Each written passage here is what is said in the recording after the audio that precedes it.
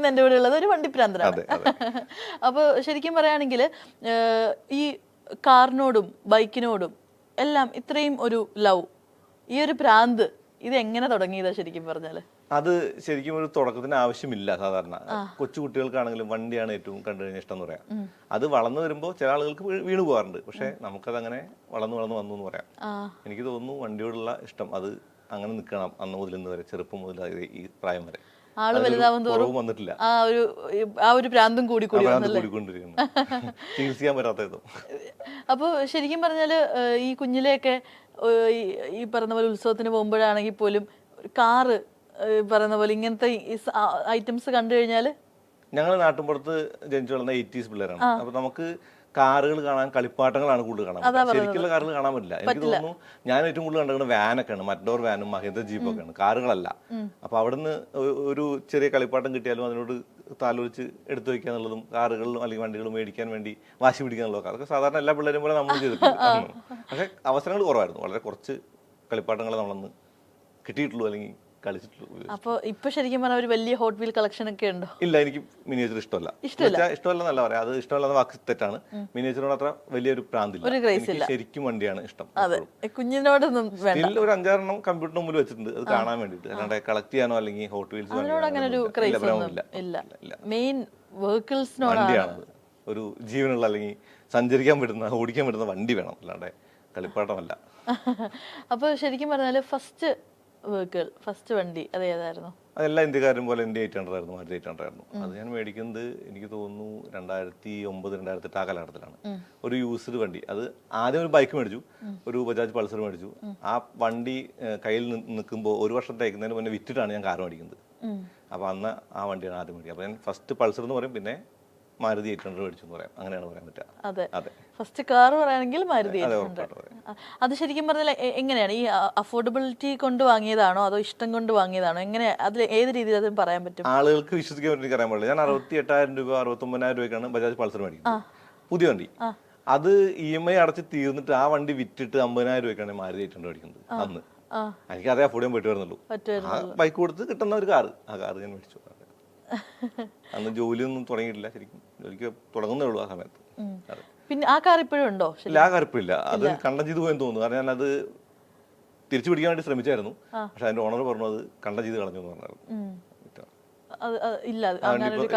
ആ വണ്ടി ഇല്ല, മരിച്ചുപോയി. അതില്ല. ഇപ്പൊ കറന്റ്ലി യൂസ് ചെയ്തോണ്ടിരിക്കുന്ന കാർ ഏതാ? ഇപ്പൊ യൂസ് ചെയ്യുന്ന മാരുതി ജിംനി ഉണ്ട്, പിന്നെ ഫോർഡിന്റെ ഒരു ഫിഗോ ആസ്പയർ ഉണ്ട്. അത് ഞാൻ പുതിയ കാർ ആദ്യമായിട്ട് മേടിച്ചാണ്. 10 വർഷമാവുന്നു. അത് കൊടുത്തിട്ട് 10ാമത്തെ വർഷമാണ് അത് കൊടുത്തിട്ടില്ല. എൻ്റെ കയ്യിലുണ്ട്. അപ്പൊ 2 വണ്ടികളാണ് യൂസ് ചെയ്യുന്നത് ഇപ്പോൾ. അതെ, ഒരു കാറൊക്കെ പറയുകയാണെങ്കിലും ഈ പറയുന്ന പോലെ കംഫർട്ട് അത് ഏറ്റവും കൂടുതൽ ഇഷ്ടപ്പെടുന്ന കൂട്ടത്തിലാണോ? കംഫർട്ട് എന്നതിനേക്കാൾ അതിനേക്കാൾ കൂടുതൽ ഓടിക്കാൻ രസം വേണം. അല്ലെങ്കിൽ നമ്മളെ എപ്പോഴും വണ്ടി വിളിച്ചുകൊണ്ടിരിക്കണം, ഓടിക്കാൻ എടുത്തു പോകാൻ നമ്മളെ ക്ഷണിച്ചുകൊണ്ടിരിക്കണം. അങ്ങനത്തെ വണ്ടികളെ പറ്റുള്ളൂ. സാധാരണ ഒരു വണ്ടി നമ്മൾ അങ്ങനെ എടുത്ത് ഓടിക്കാനും അല്ലെങ്കിൽ അങ്ങനെയല്ല. എല്ലാ വണ്ടി ഓടിക്കും, പക്ഷെ ഇഷ്ടപ്പെട്ട വണ്ടികൾ ഓടിക്കാന്നുള്ളതല്ലേ വേണ്ടിയിട്ടുള്ള കാര്യം. അതെ. അതെങ്ങനെയാ അങ്ങനെ ഒരു കോണ്ടെക്സ്റ്റിൽ എത്തിയത്? അത് കാർ നമ്മളെ ഇങ്ങോട്ട് എടുക്ക് ആ ഒരു സംഭവം?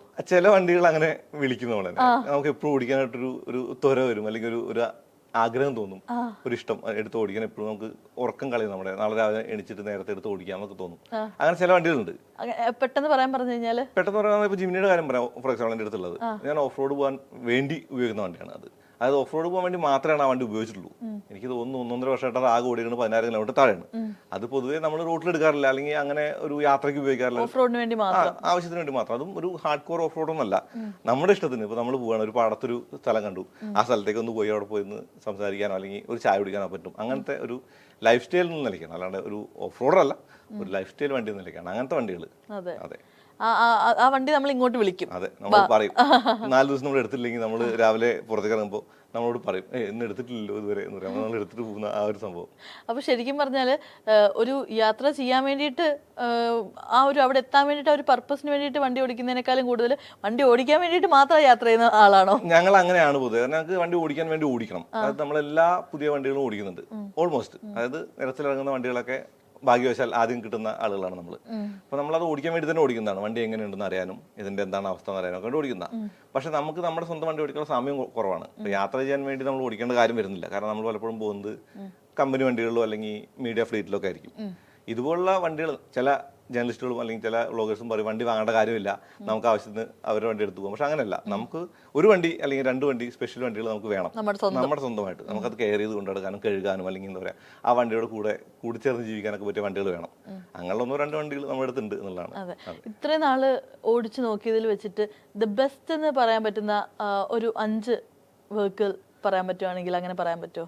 അങ്ങനെ പറയാൻ പറ്റില്ല എന്ന് പറയാൻ പറ്റില്ല. കാരണം ഓരോ ദിവസവും മാറിക്കൊണ്ടിരിക്കില്ല വണ്ടികൾ വന്നുകൊണ്ടിരിക്കും. അപ്പോൾ നമ്മൾ അന്ന് 1986 മോഡൽ 800 ഞാൻ മേടിച്ചു പറഞ്ഞില്ലേ, ആ വണ്ടി മേടിച്ചിട്ട് അത് ഓടിക്കുമ്പോൾ അതായിരുന്നു അൾട്ടിമേറ്റ്.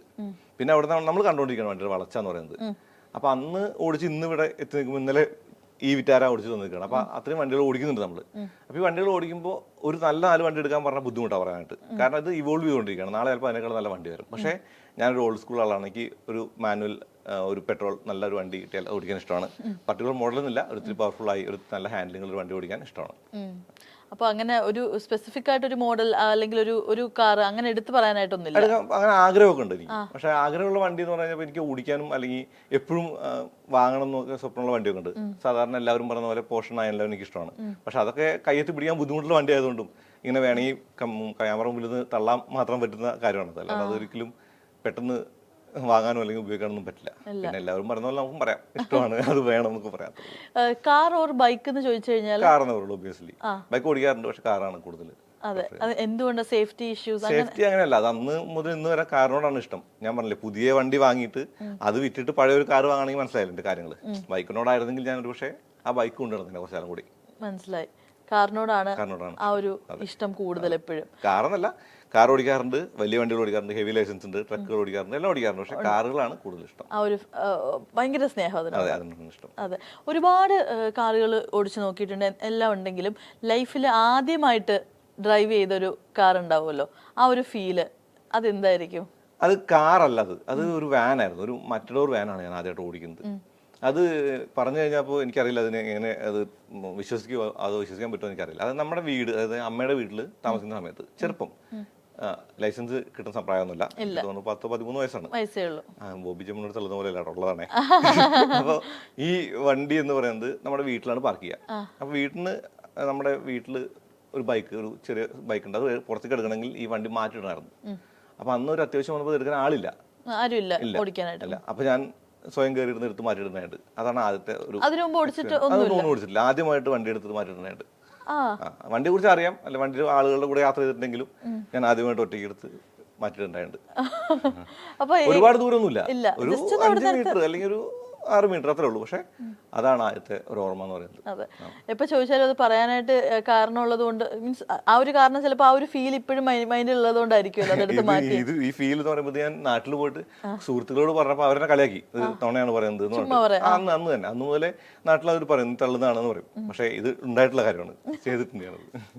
ശരിക്കും പറഞ്ഞാൽ അപ്പം അങ്ങനെ എടുക്കാനായിട്ട് മീൻസ് ഓടിച്ച് പരിചയം, ഈ തള്ളാണെന്ന് പലരും പറയുന്നത് മേ ബി ഓടിച്ച് പരിചയമില്ലാത്ത ഒരാൾക്ക് എങ്ങനെ അത് മാറ്റാൻ പറ്റും ഉള്ളത് കൊണ്ടായിരിക്കുമല്ലോ. ഡേഞ്ചറസ് ആണ്, ഇല്ലീഗൽ ആണ്, ഇമ്പോസിബിൾ ആണ് നിയർലി. പക്ഷെ എനിക്ക് തോന്നുന്നു നമ്മള് ഈ ഭക്ഷിക്കുന്നതും കുടിക്കുന്നതും എല്ലാം വണ്ടി ആയതുകൊണ്ട് ഇതിന്റെ പ്രവർത്തനങ്ങൾ അറിയാൻ പറ്റും. ശ്രീനിവാസൻ പറഞ്ഞ പോലെ പോളിടെക്നിക്കിൽ പോയിട്ടില്ലെങ്കിലും കാര്യങ്ങൾ അറിയാൻ പറ്റും. അപ്പൊ എന്ത് ചെയ്താൽ നീങ്ങുമെന്ന് അറിയാം. ഓക്കെ, സ്റ്റിയറിംഗ് ബാലൻസ് മാത്രമായിരിക്കും അവിടെ ലാക്ക് ചെയ്യുന്നത്. പക്ഷെ അത് വലിയ വിഷയമായിട്ട് എനിക്ക് തോന്നിയില്ലായിരുന്നു. ഓക്കെ, അത് പറ്റും, ആർക്കും കൊണ്ടും പറ്റുന്നതാണെന്ന് എനിക്ക് തോന്നുന്നത്. ഈസിയാണ്, ഉറപ്പായിട്ടും. പക്ഷെ ചെയ്യരുത്, അത് ഡേഞ്ചറാണ്, റിസ്ക് ആണ്.